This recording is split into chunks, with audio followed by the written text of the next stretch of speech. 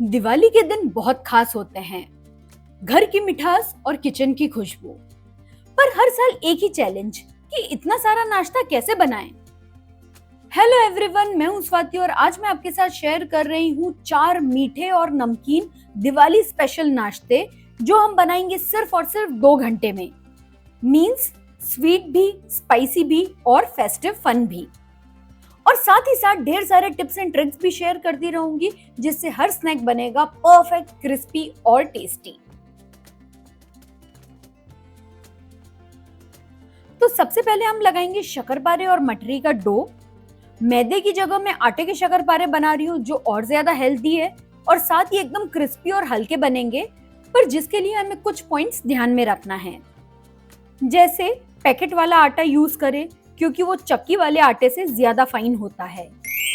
साथ ही उसे एक बार मैदे वाली छन्नी से छान ले जिससे वो और भी फाइन हो जाए। अब एक मिक्सर जार में 8-10 चम्मच शक्कर और 4 चम्मच सूजी का एकदम फाइन पाउडर बना लेंगे। साथ ही इसमें जाएगा घी का मोयन जो इन्हें और भी खस्ता बनाएगा। तो घी भी गरम कर लेंगे।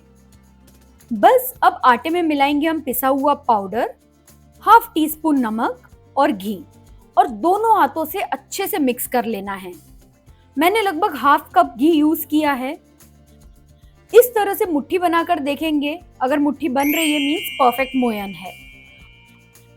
और अब थोड़ा थोड़ा पानी ऐड करके एकदम टाइट डो रेडी कर लेंगे और इसे कवर करके रख देंगे हम। अब सेम परात में लगाएंगे हम स्टफ्ड मटरी का आटा। ये फ्यूजन है बाखरवड़ी और मटरी का, बहुत क्रिस्पी और मसालेदार बनती है। 1 कप मैदा, 1 कप बेसन में हल्दी नमक डालकर इसे अच्छे से मिक्स कर लेंगे और साथ में डालेंगे तेल का मोयन, रिफाइंड या मूंगफली का तेल या ऐसा तेल जिसकी स्ट्रॉन्ग खुशबू ना हो। अगेन सेम मुट्ठी बनाकर देखेंगे, अगर मुट्ठी बन रही है मींस परफेक्ट मोयन है। इसमें जो है हमें बहुत थोड़ा कम पानी लगेगा क्योंकि जो बेसन है ना वो बहुत कम पानी एब्जॉर्ब करता है और इसका एकदम हमें टाइट डो बना लेना है। और दोनों ही आटों को हम 10 से 15 मिनट का रेस्ट दे देंगे। बीच बीच में ना काउंटर टॉप को भी एकदम क्विक वाइप देना जरूरी है जिससे ज्यादा मेस क्रिएट ना हो। अब जब तक दोनों डो रेस्ट कर रहे हैं तब तक हम बना लेते हैं मटरी की स्टफिंग। तिल, खड़ा धनिया, खसखस और किसा हुआ सूखा नारियल सब इक्वल क्वांटिटी में 3 टेबल स्पून, और इन्हें गोल्डन ब्राउन होने तक एकदम हमें ड्राई रोस्ट कर लेना है। ठंडा होने के बाद इसे हम पीसेंगे, पर जब तक ये ठंडा होगा तब तक बनाएंगे अब हम शक्करपारे। बड़ा सा डो लेकर रोल करेंगे। इसकी थिकनेस जो है वो स्टफ्ड पराठे से थोड़ी सी ज्यादा होनी चाहिए। ऊपर से खसखस स्प्रिंकल करके 1-2 बेलन और घुमा देंगे जिससे जो खसखस है वो उसके ऊपर अच्छे से स्टिक हो जाए। और बस आप चाहे इसे किसी भी शेप में कट कर सकते हैं, पर ट्रेडिशनली ये डायमंड शेप के होते हैं और मैं उसी शेप में इसे कट कर रही हूँ। फ्राई करने के लिए मीडियम हॉट ऑयल होना जरूरी है। ज्यादा गर्म होगा तो ये अंदर से कच्चे रह जाएंगे और अगर ठंडा हुआ तो ये ज्यादा ऑयल एब्जॉर्ब करेंगे। मीडियम फ्लेम में हम इसे फ्राई करेंगे। जब तक ये धीरे धीरे फ्राई हो रहे हैं हम दूसरा बैच भी रेडी करते जाएंगे और इसी से हमारा काम भी फास्ट होता जाएगा। ठंडा होने पर ना इसका कलर थोड़ा सा और डार्क हो जाता है, तो एकदम लाइट गोल्डन कलर में ही निकाले। साथ ही इन्हें एक छन्नी पर निकालते जाए जिससे नीचे से हवा लगती रहे और ये जल्दी ठंडे हो जाए। प्लस गरम गरम एक के ऊपर रखने से ये सौगी भी नहीं होंगे। तो हो गए हैं हमारे शक्करपारे रेडी। अब नेक्स्ट चलेंगे हम मटरी का मसाला बनाने के लिए, क्योंकि वो अभी तक ठंडा हो गया है। एक मिक्सर जार में निकालकर इसमें ऐड करेंगे हम कुछ ड्राई स्पाइसेस और इसे दरदरा पीस लेंगे। अब मटरी बनाने के लिए जो उसका आटा है उसे एक बार और अच्छे से नीट कर लेंगे और इसे 3 पोर्शन में डिवाइड कर लेंगे। एकदम पतला और बड़ा सा बेलना है, इसे चिपके तो थोड़ा सा मैदा हम लगा सकते हैं। एकदम पतला बेलने के बाद इसके ऊपर मैं लगा रही हूँ इमली की खट्टी मीठी चटनी जो मेरे फ्रिज में हमेशा रहती है। अगर ये ना हो तो आप नींबू का रस भी लगा सकते हैं जिससे जो मसाला है वो इसके ऊपर अच्छे से स्टिक हो जाएगा। अब एकदम भर के मसाला हम इसके ऊपर स्प्रिंकल करेंगे। मसाला अच्छे से सेट हो जाए इसके लिए हम कोई भी पेपर या पार्चमेंट पेपर इस मसाले के ऊपर रखकर एक दो बेलन और चला लेंगे, जिससे जो मसाला है वो उसके ऊपर अच्छे से चिपक जाएगा, रोल करते समय निकलेगा नहीं। इसे हमें रोल करना है एकदम टाइटली, जरा भी ढीला नहीं होना चाहिए, अदरवाइज जो मसाला है वो निकलने लगेगा।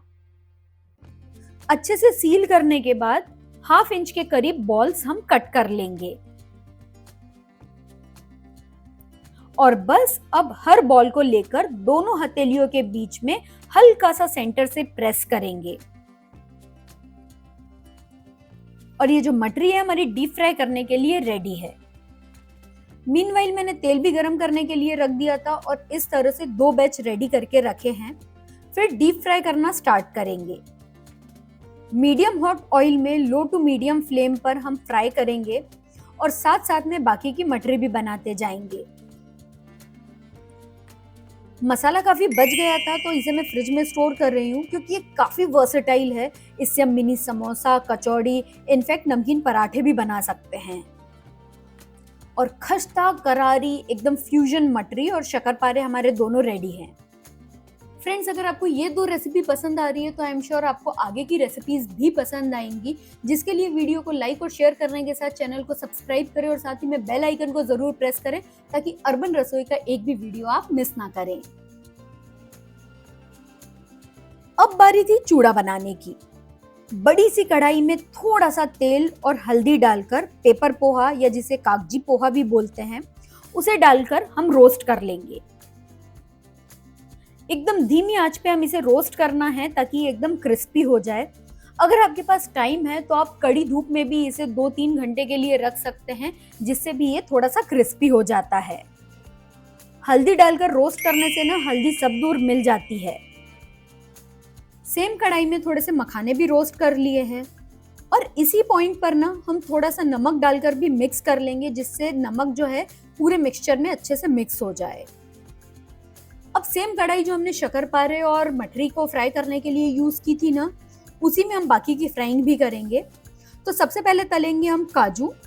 काजू जब हाफ डन हो जाए उसी में हम किशमिश डाल देंगे और दोनों को फ्राई करके हम पोहे में डालते जाएंगे, ताकि उसमें से जो ऑयल भी निकल रहा है ना वो पोहे में ही मिलता जाए।